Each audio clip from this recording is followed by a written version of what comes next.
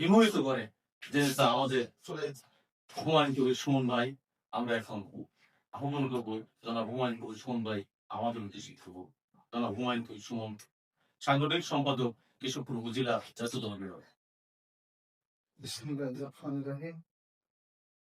উপস্থিত আজকের এই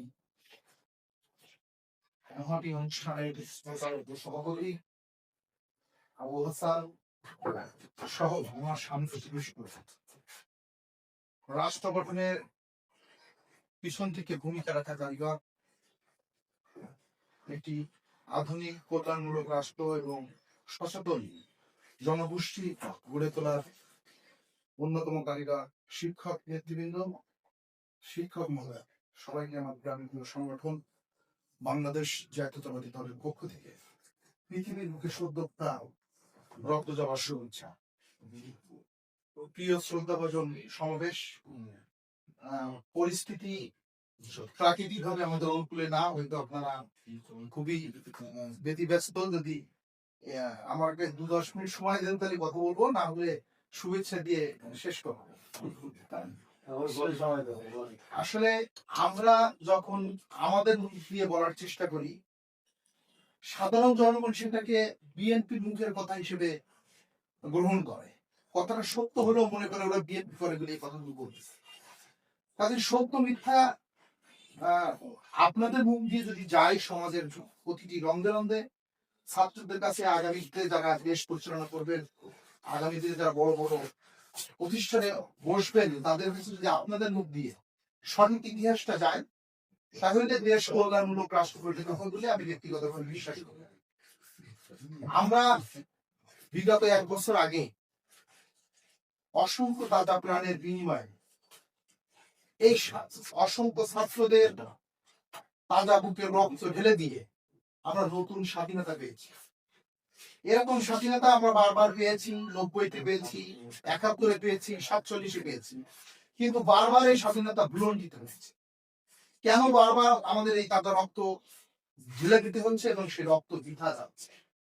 এটা আপনাদেরকে অনুধাবন করতে হবে এবং আগামী প্রজন্মকে সেটা বোঝানোর চেষ্টা অব্যাহত রাখতে হবে। তাহলে দুর্নীতি বিরোধী একটা কল্যাণকর রাষ্ট্র প্রতিষ্ঠিত হবে বলে আমরা বিশ্বাস করি।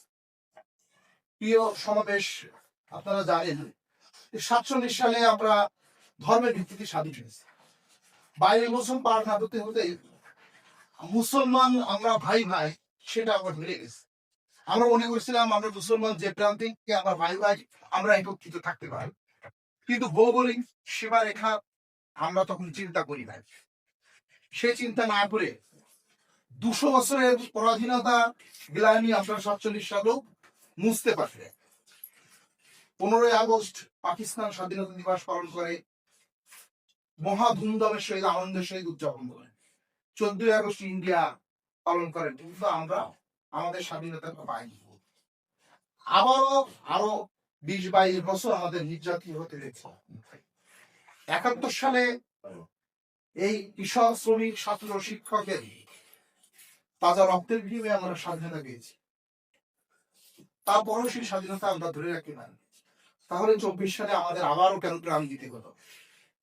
তাহলে কেন বিডিআরে বিদ্রোহের নামে এতগুলো অফিসার আমাদেরকে হত্যা হলো? আমাদের এই রাষ্ট্রটাকে মানে কল্যাণকর এবং আগামীতে একটা শক্তিশালী রাষ্ট্র পরিণত হওয়ার ক্ষেত্রে কারা প্রতিবন্ধকতা, সমস্যা কোথায়, এটা যদি আমরা অনুধাবন করতে না পারি, এটা যদি আমরা ভিতরে লালন করতে না পারি, তাহলে আগামী বিগত ফ্যাসিস্ট সরকার যেমন পুলিশকে সকল সুযোগ সুবিধা দিয়ে রাষ্ট্রটা পুলিশই রাষ্ট্রে পরিণত করেছিলেন, ঠিক তেমনি আমরাও কি শিক্ষকদের সকল সুযোগ সুবিধা দিয়ে এই রাষ্ট্রটাকে বিএনপি শিক্ষক রাষ্ট্রে পরিণত করবে না।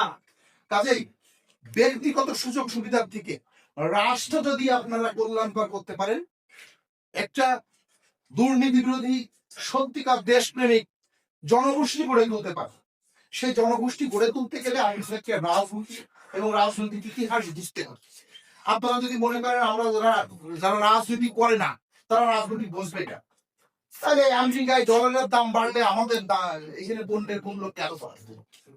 আপনাদেরকে প্রত্যেকটা নাগরিকের রাজনীতি কি বুঝতে হবে, ভূ রাজনীতি কি বুঝতে হবে, বাংলাদেশের ভৌগোলিক অবস্থান কি, বাংলাদেশে কি সম্পদ আছে, এই সম্পদের উপর কাদের লোলুপ দৃষ্টি আছে। এই যেমন অতি সম্প্রতি বিআরআই প্রকল্প নিয়ে চীন মাঠে নেমেছে এবং ইন্দোনেসিয়ার প্রকল্প নিয়ে বিশ্বের পরাশক্তি আমেরিকা মাঠে নেমেছে। এতে দুইজনেরই নজর আমাদের বাংলাদেশের ভূখণ্ডে, বঙ্গোপসাগরের আমাদের সমুদ্র তীরে। তাহলে এই দুই পরাশক্তির নজরে নিয়ে কিভাবে আমরা একটি আত্মনির্ভরশীল জাতিতে পরিণত হব, সেটার ক্ষেত্রে আমাদেরকে ভূ রাজনীতি বুঝতে হবে। ভূ রাজনীতি বোঝার ক্ষেত্রে শিক্ষকদের, ছাত্রদেরকেও সচেতন করতে হবে। যেমন ৭০ সালের নির্বাচনে যে দলই রাষ্ট্রীয় ক্ষমতায় যাবে তাদের প্রতিশ্রুতি ছিল যে রাষ্ট্রটা ইসলামী প্রজাতন্ত্র হবে। অর্থাৎ এই প্রতিশ্রুতি মেনে শেখ মুজিব ৭০ সালে নির্বাচনে গিয়েছিলেন। কিন্তু পাকিস্তান সেই নির্বাচনে আমাদেরকে রাষ্ট্রীয় ক্ষমতা দেয়নি। পার্লামেন্ট অধিবেশন ডেকেও সে অধিবেশন পরে বাতিল করে দিচ্ছে। ৭১ সালের পরে শেখ মুজিব এসে এই রাষ্ট্রটাকে ধর্ম নিরপেক্ষ রাষ্ট্র করেছে। কিন্তু ৭০ সালে উনি ইসলামী প্রজাতন্ত্র থাকবে এটা মেনেই কিন্তু নির্বাচনে গিয়েছিলেন। হয়তো বাংলাদেশের ধর্মপ্রিয় মানে বেশিরভাগ মানুষ মুসলমানই, হয়তো তারা ওই কারণেই তাকে ভোটে নির্বাচিত করেছিল। কিন্তু নির্বাচিত হওয়ার পরেই তিনি যে রাষ্ট্রের উপরে যে সিদ্ধান্তগুলো নতুন করে আনলেন, সেই সিদ্ধান্তগুলো কিন্তু ৭০ সালের সিদ্ধান্তের মধ্যে ছিল না। এমনকি 10 এপ্রিল মুজিবনগর সরকার গঠন হয়েছিল, তখন এই সিদ্ধান্ত এই রাষ্ট্র ধর্ম নিরপেক্ষ রাষ্ট্র হবে এটা ছিল না। সিদ্ধান্ত ছিল এই রাষ্ট্র একটি সাম্য, একটি সামাজিক মর্যাদা, একটি দুর্নীতি বিরোধী আত্মনির্ভরশীল জাতি হিসেবে আমরা প্রতিষ্ঠিত থাকব। কিন্তু রাষ্ট্রীয় ক্ষমতায় যে শেখ মুজিব সেটা পরিবর্তন করে দেয়। বাংলাদেশের নিরীহ জনগোষ্ঠী সেটা মেনে নেওয়ার পরও ৭২ সালের সংবিধান তিনি কিন্তু এককভাবে তার দল দিয়েই করেছিলেন।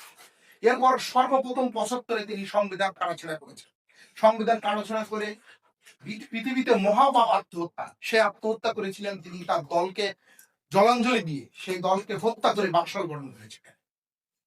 তাহলে আপনারা এই ৭৮ বছরের রাজনৈতিক ইতিহাসে এইভাবে পর্যায়ক্রমে দেখলে বুঝবেন যে এই ৮০ বছর ৮ দশক ধরে এই বাংলাদেশে কারা এই বাংলাদেশে ইন্ডিয়ান পারপাস সাফ করে, কারা বিদেশি শত্রুদের পারপাস সাফ করে, কারা এই রাষ্ট্রের বসে মির্জাফরি করে।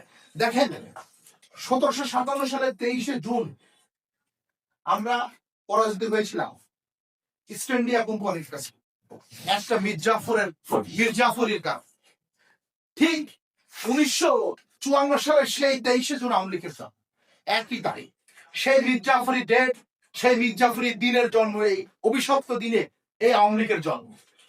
কেন আওয়ামী লীগের জন্ম, আওয়ামী লীগের কার্যক্রম কি, এবং বাংলাদেশে কিছু কমিউনিস্ট পার্টি আছে, বাংলাদেশে জামাত ইসলাম আছে, এদের কার্যক্রম কি, বিএনপির কার্যক্রম কি, বিএনপি বিগত দিনে কি ঘটনা, ইতিহাসে বাংলাদেশের ইতিহাসে তাদের অবদান কি, এবং এই রাষ্ট্রগুলোর অবদান কি, আপনাদের পুঙ্খানুপুঙ্খ বুঝতে হবে।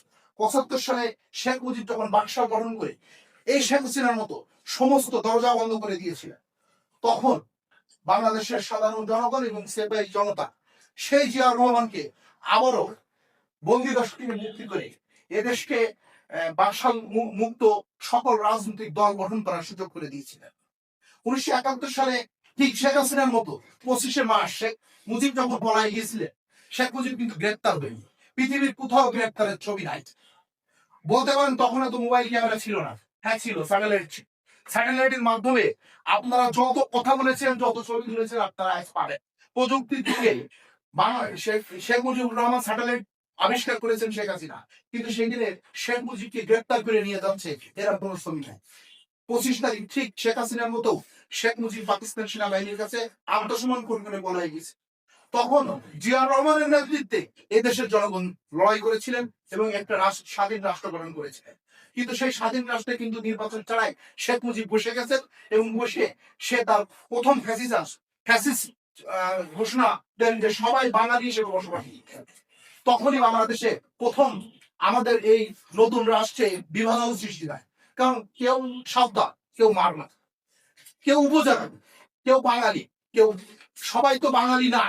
তাহলে আমরা শেখ মুজিবের এই ফাঁসিবাজি ঘোষণাটি যখন রাষ্ট্র বিভাজন সৃষ্টি করে, তখন জিয়াউর রহমান পার্লামেন্টের প্রথম বাংলাদেশি জাতীয়তাবাদী হিসাবে এই জাতিকে পরিচয় দিত। কারণ এই জাতির যে নাম, যে আমরা কি, আমাদের যে পরিচয়, সেই পরিচয় জিয়াউর রহমান নিশ্চিত করে। সেই জিয়াউর রহমানকে আধিপত্যবাদী শক্তি এবং সাম্রাজ্যবাদী শক্তি হত্যা করেন। কেন হত্যা করেন এটার ইতিহাস আপনারা জানেন। ভারতবর্ষে পাকিস্তানের হয়ে জিয়াউর রহমান একটা সেক্টরে 1965 সালে যুদ্ধ করেছে। সেই যুদ্ধে পাকিস্তানের পক্ষ নিয়ে ইন্ডিয়া পরাজিত হয়েছিল। সেই দিকে জিয়াউর রহমানকে হত্যার প্রচেষ্টা এবং জিয়াউর রহমানের পরিবারকে হত্যার প্রচেষ্টা ইন্ডিয়ার আধিপত্যবাদী শক্তি এখনো অব্যাহত রেখেছে। আপনারা জানেন, আগামী রাষ্ট্রনায়ক তারেক রহমানকে হত্যার জন্য দেশের শীর্ষ সন্ত্রাসীকে তারা ভারতীয় রয়্যাল এজেন্ট প্রশিক্ষণ দিয়েছে। তারা কিভাবে লন্ডনে যেয়ে তাকে হত্যা করে। তারেক রহমান যদি আজকে হত্যা করা যায়, তাহলে বাংলাদেশের স্বাধীনতার ভূখণ্ড, বাংলাদেশের স্বাধীনতার দ্বীপ প্রদীপ নিভে যাবে। আপনারা বলতেছেন আপনারা বহু নির্যাতিত হয়েছে। আসলে নির্যাতিত রোল মডেল হলো দেশ নেত্রী বেগম খালেদা জিয়া। দেশ নেত্রী বেগম খালেদা জিয়া আজকে যদি শুধু শেখ হাসিনার বিরুদ্ধে প্রতিবাদ না করতেন, যদি আপনারা আমল পত্রিকার মতো দেশনায়ক তারেক রহমানের ডাকে শেখ হাসিনার এই অন্যায়ের প্রতিবাদগুলো না করতেন, তাহলে আজান হওয়া আওয়ামী লীগ ক্ষমতায় থাকত। কি দরকার ছিল খালেদা জিয়া? খালেদা জিয়া তো গণভবনে আইসি জীবন যাপন করতে পারতেন। কিন্তু এই রাষ্ট্রের জন্য, এই দেশের জন্য, স্বাধীনতা সার্বভৌমত্ব অক্ষুণ্ণ রাখার জন্য জেল ভঙ্গ করে ওনাকে একটা পরিত্যক্ত ভবনে রাখা হয়েছিল। সেখানে কালো বিড়াল ছেড়ে দেওয়া হয়েছে। রাত্রি অন্ধকারে তাকে ভয় দেখানো হতো। কোনো ভয়ের কাছে তাকে পয়সা দিয়ে পুশ করা হতো, তাকে ইনজেকশন পুশ করা। এত ভয়ের মধ্য দিয়েও বেগম খালেদা জিয়াকে আপসহীন ভূমিকা থেকে নতজানু করতে পারে। দেশনায়ক তারেক রহমানের মেরুদণ্ড ভেঙে দিয়েছেন এই সাম্রাজ্যবাদী। তারপরও তারেক রহমান শুধু লন্ডনে বসে আপনাদের জন্য কাজ করে যাচ্ছে। এখন আমরা 24 সাল, এই যে অজস্র রক্ত দিলাম, 5 আগস্টের যে রক্ত দিয়েছি তার চেয়ে বেশি রক্ত দিয়েছি বিগত 17 বছর। বিগত 17 বছর আমাদের অসংখ্য নেতা কর্মী গুম হয়েছে, হত্যা পেয়েছেন। তাদের কথা মনে পড়লে এখনো অসংখ্য পঙ্গুত্ব বরণ করে আছে, এখনো অসংখ্য হসপিটালের বেডে তারা কাজ চাচ্ছে। আপনারা আপনাদের হেয়ালি করার মধ্যে দিয়ে যেন আবারও এই স্বাধীনতা ভুলোর দিতে না হয়, আপনাদেরকে সে ব্যাপারে সচেতন থাকতে হবে। বিগত 17 বছর আমরা আন্দোলন করেছি একটা নির্দলীয় নিরপেক্ষ তত্ত্বাবধায়ক সরকারের অধীনে একটা নির্বাচনের দাবিতে। তখন কিন্তু পিআর পদ্ধতির কোনো আলোচনা ছিল না। আমরা যুগপৎ আন্দোলন করেছি জামাত ইসলামের সাথে। জামাত ইসলাম একটি বারও বলেনি যে এই একটা ফর্মুলা আছে, এই ফর্মুলা উৎকৃষ্ট ফলে। এটা আসলে পায়ের পা দিয়ে ঝগড়া করার মতো অবস্থার মধ্যে দিয়ে এই পিআর পদ্ধতি সামনে আনা হয়েছে। কেন পিআর পদ্ধতিকে সামনে আনা হলো? তারা এই জনপদে আওয়ামী লীগকে শেল্টার দিচ্ছে, এটা আপনারা পরিষ্কার। কাজে ইন্ডিয়ান অর্থ বাংলাদেশের বহু মাদ্রাসায় ব্যয় করা হয়। বহু বরিশালের বড় বড় হুজুর আছেন, পীর সাহেবরা আছেন, তারা ইন্ডিয়ান রয়ের টাকায় প্রতিষ্ঠান চালায় এবং সুখী সমৃদ্ধি জীবনযাপন করে। আগে শুধু বাম রাজনৈতিক সংগঠনগুলো এই জীবনযাপন গুলো করতেন। আওয়ামী লীগের বি টিম হিসেবে, ইন্ডিয়ার বি টিম হিসেবে বহির্বিশ্বের স্বার্থ রক্ষার জন্য অসংখ্য মির্জাফরের জন্ম এই বাংলাদেশে হয়েছে। কাজেই এই মির্জাফরদের ক্ষেত্রে আবার আপনাদেরকে সচেতন হতে হবে, সচেতন করতে হবে। তাহলে একটি সুখী সমৃদ্ধি তার আগামী বাংলাদেশ গড়তে পারবো। আগামী বাংলাদেশ কেমন ভাবে? তারেক রহমান 31 দফার ভিতরে সবকিছু পরিষ্কার করে দিচ্ছে।